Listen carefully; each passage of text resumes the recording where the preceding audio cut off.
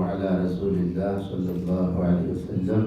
الحمد لله الذي يسمع ويرى ما في ضمائر الكونين باطنا وظاهرا، والصلاة والسلام على صاحب القبة الخضراء والمدينة المنورة. هذا رسول الله كما تسمعه وترى، لا تجد له شبيها ولا نذيرا، وعلى آله وصحبه السادات الكبرى. أما بعد، የተከበራችሁ የከተማችን ነዋሪዎች እንኳን ለ1447ኛው ዓመተ ሂጅራ ኢድ አልፈጥር በሰላም አደረሳችሁ አደረሰን ለማለት እወዳለሁ። ውድ የከተማችን ነዋሪዎች፣ የዘንድሮውን ዒድ የምናከብረው በብዙ ባሸበረቀ ድል ማግስት መሆኑን ዒዱን ልዩ ያደርገዋል።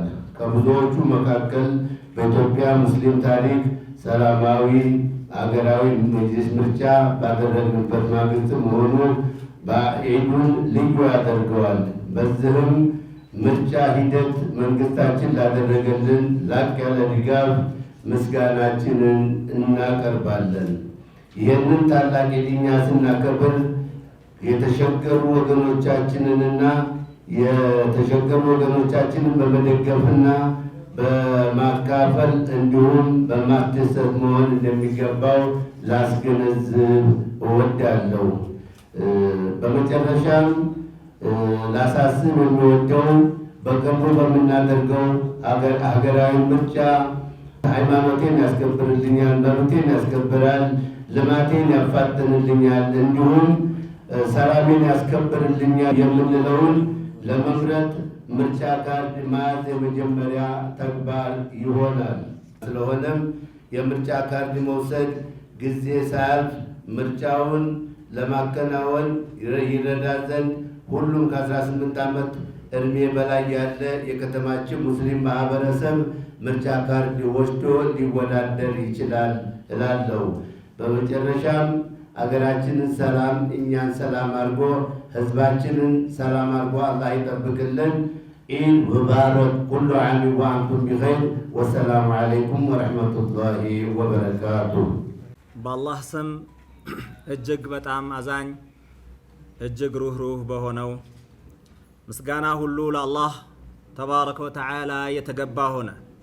ሰላትና ሰላም በነቢዮች ሁሉ መደምደሚያና የሰው ልጆች ፈርጥ በሆኑት በነቢዩ ሙሐመድ ሰለላሁ ዐለይሂ ወሰለምና በባልደረቦቻቸው እንዲሁም እስከ ዕለተ ትንሣኤ ቅን መንገዳቸውን በተከተሉ ሁሉ ላይ ይሁን። የተከበራችሁ የአዲስ አበባ ከተማና የሀገራችን ሙስሊም ማህበረሰብ አባላት፣ በመጀመሪያ የረመዳን ወርን የሰላም የዒባዳና የርህራሄ ወር አድርጎ አስጀምሮ በሰላም ላስጨረሰን አላህ ስብሓነሁ ወተዓላ ምስጋና ይግባው። እንኳን ለ1447ኛው የዒድ አልፍጥር በዓል በሰላም አደረሳችሁ። መልካም ስራዎቻችንን ሁሉ አላህ ይቀበለን። የዘንድሮውን የረመዳን ወርና የዒድ አልፍጥር በዓልን ለየት የሚያደርገው ሙስሊሙ ማህበረሰብ በነቂስ ወጥቶ ይመሩኛል ያላቸውን መሪዎች በነጻነት በመምረጥ ለተቋማዊ ግንባታ ስራው ጠንካራ መሰረት የጣለበት ወቅት በመሆኑ ነው። ይህ በህዝበ ሙስሊሙ ሙሉ ተሳትፎና ድጋፍ የተገኘ ስኬት ተቋማችን ለወደፊት ለሚሰራው ታላላቅ ስራዎች ዋነኛ መሰረት ነው።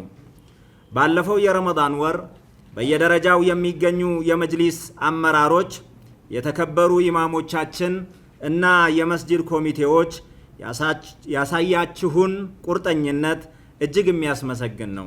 በተለይም ጥቃቅን ልዩነቶችን ወደ ጎን በመተው የእስልምናን ወንድማማችነት ለማጽናት አንድነትን ለመገንባት ያደረጋችሁት ጥረት ለሁላችንም ኩራት ነው። ይህ የአንድነት መንፈስ ተጠናክሮ እንዲቀጥል ጥሪያችንን እናቀርባለን። በዚህ ረመዳን የታየው ሌላው ደስ የሚል ተግባር ለተቸገሩ ወገኖች የታየው ርህራሄ ነው። በየመስጂዱ በየዕለቱ የሚደረጉ ሰዎችን የማስፈጠር ስራዎች እና በየአካባቢው የተከናወኑ የማዕድ ማጋራት ተግባራት ለብዙ አባወራዎችና እማወራዎች ትልቅ እፎይታን ሰጥተዋል። ይህ የበጎ አድራጎት ስራ የረመዳን ወር እውነተኛ ትርጉም በተግባር የታየበት በመሆኑ ለዚህ ተግባር የተሳተፋችሁ በሙሉ አላህ መልካም ምንዳችሁን እንዲከፍላችሁ እንመኛለን። ይህ የበጎ አድራጎት መንፈስ በበዓሉም ቀን እንዲቀጥል ዘካተል ፊጥርን በጊዜው ለሚስኪኖች በማድረስ ሁሉም ወገኖቻችን በደስታ በዓሉን እንዲያሳልፉ ማድረግ የሁላችንም ግዴታ ነው። መተባበርና መተሳሰብ የእምነታችን መገለጫ በመሆናቸው የተቸገሩትን በመርዳት የዒድ ደስታን እንድናዳርስ ጥሪ እናቀርባለን። የረመዳን ወር በሰላም ተጀምሮ በሰላም እስኪጠናቀቅ መላው ማህበረሰብ ከጸጥታ አካላት ጋር በመቀናጀት ላሳየው ጥንቃቄ ምስጋናችን የላቀ ነው። በተለይም በየመስጂዶቻችን የሚከናወኑ የአምልኮ ስነ ስርዓቶች ያለምንም ጸጥታ ስጋት እንዲከናወኑ የወጣቶችና የምእመናን ተሳትፎ ከፍተኛ ነበር። በዚህ የረመዳን ወር ምእመኑ መስጂዶችን አልፎ በየጎዳናው ሞልቶ ዋጅብ ሰላቶችንና ተራዊሕን በሚገርም እርጋታና ጽሞና መስገዱ የእምነታችንን ጥንካሬና የስልጣኔያችንን ደረጃ ያሳየ ነበር። በተለይም የተሐጁድ ሰላት በየመስጂዶቹ ሲከናወን ሌሎችን በማይረብሽ መልኩ በውስጥ ስፒከር ብቻ እንዲሆን የተደረገው ጥረት የእስልምናን የአብሮነትና የሌሎችን መብት የማክበር እሴት በተግባር ያሳየ በመሆኑ ሊመሰገን የሚገባው ተግባር ነው። የሙስሊሙ ማህበረሰብ ሃይማኖታዊ ልዕልናና ሁለንተናዊ እድገት እውን ለማድረግ የተጠናከረ ተቋማዊ አሰራር ወሳኝ ነው። በመሆኑም መላው ምእመን ለወደፊቱም መሪ ተቋሙን ወይንም መጅሊሱን እየሰማና እየደገፈ ለጋራ ስኬት በሚያስችል ቁመና ላይ እንዲገኝና ለልማታችንም ሁሉም እንዲረባረብ ጥሪያችንን እናስተላልፋለን። የዘንድሮ የዒደል ፊጥር በዓል አከባበር ስርዓቱ ተጀምሮ እስኪጠናቀቅ ድረስ ተገቢውን ጥንቃቄ ማድረግ ይገባል።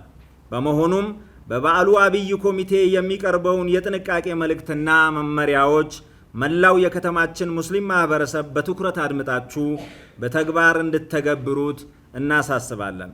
በተለይም የአዲስ አበባን ውበትና ንጽህና መጠበቅ የእያንዳንዳችን ኃላፊነት በመሆኑ ለሰላት ስትወጡ ካርቶኖችንና ጋዜጣዎችን ከመጠቀም በመቆጠብ መስገጃ ወይንም ሱጃዳ ብቻ ይዛችሁ በመውጣት የበዓሉን ድምቀትና የከተማችንን ጽዳት እንድትጠብቁ አደራ እንላለን።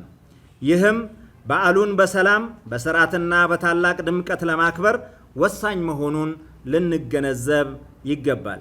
ለዒድ ወደ አደባባይ ስትወጡ የአካባቢያችሁን ሰላምና ጸጥታ በንቃት እንድትጠብቁና ከጸጥታ አካላት ጋር ሙሉ ትብብር እንድታደርጉ ምክር ቤታችን ጥሪውን ያስተላልፋል።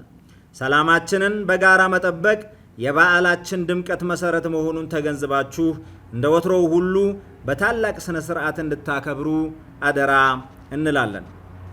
በመጨረሻም ይህ በዓል የሰላም የፍቅርና የደስታ እንዲሆንላችሁ እየተመኘን አላህ ሱብሓነሁ ወተዓላ ጾማችንንና ዱዓችንን ተቀብሎ ለቀጣዩ ዓመት በሰላም እንዲያደርሰን እንለምነዋለን።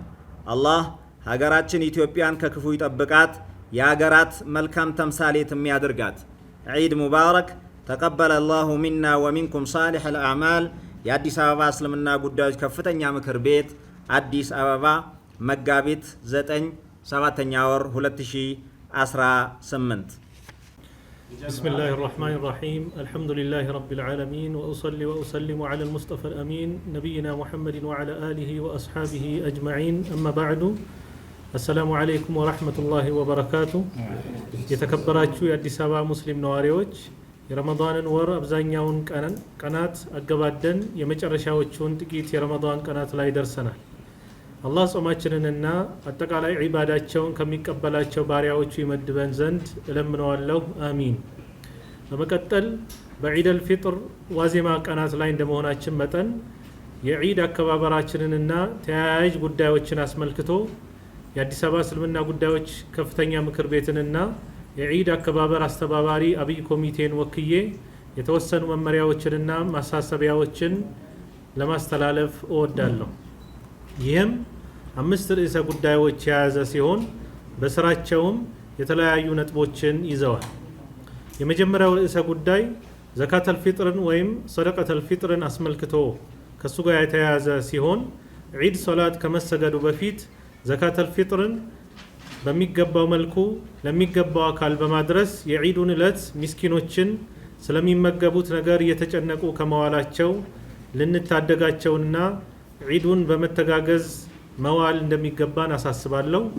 ሁለተኛ ርዕሰ ጉዳይ የዒድ መስገጃ ቦታዎችን ስለመጠቆም ሲሆን በዋናነት በአዲስ አበባ ስቴዲየም እና በዙሪያው በዋናነት የሚሰገድ ሲሆን በተጨማሪም የቦታ ርቀትን ታሳቢ በማድረግ አዲስ ከተማ ክፍለ ከተማ አወልያ፣ ኮልፌ ክፍለ ከተማ በኢማሙ አህመድ መስጂድ፣ ንፋስ ስልክ ላፍቶ ክፍለ ከተማ በጋርመንት አደባባይ፣ አቃቂ ቃሊቲ ክፍለ ከተማ በዑመር ኢብኑ አልኸጣብ መስጂድ፣ ለሚኩራ ክፍለ ከተማ ከተባበሩት አደባባይ እስከ ፔፕሲ አደባባይ ድረስ የሚሰገድ ይሆናል።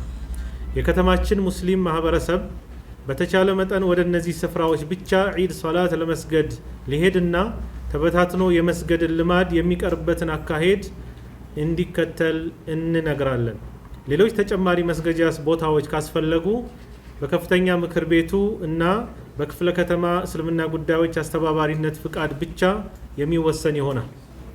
ሶስተኛው ርዕሰ ጉዳይ የዒዱን ዕለት ስለሚኖረን የሶላት አሰጋገድ መመሪያን በሚመለከት ይሆናል።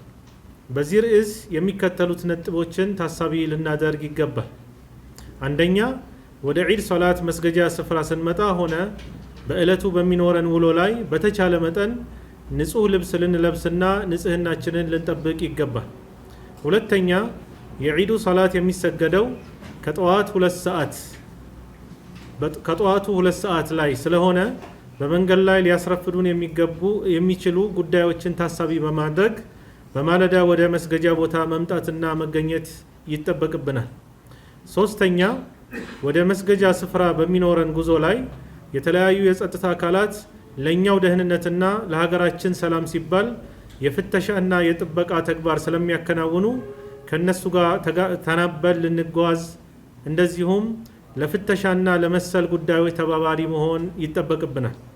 በእኛ ላይ የሚያደርጉት ፍተሻ በክፉ ጠርጥረውን ሳይሆን ለኛው ደህንነት ሲባል ስራቸውን እየሰሩ በመሆኑ የፈገግታ ፊትና የሰላምና የምስጋና ቃላት ልንሰጣቸው ይገባል።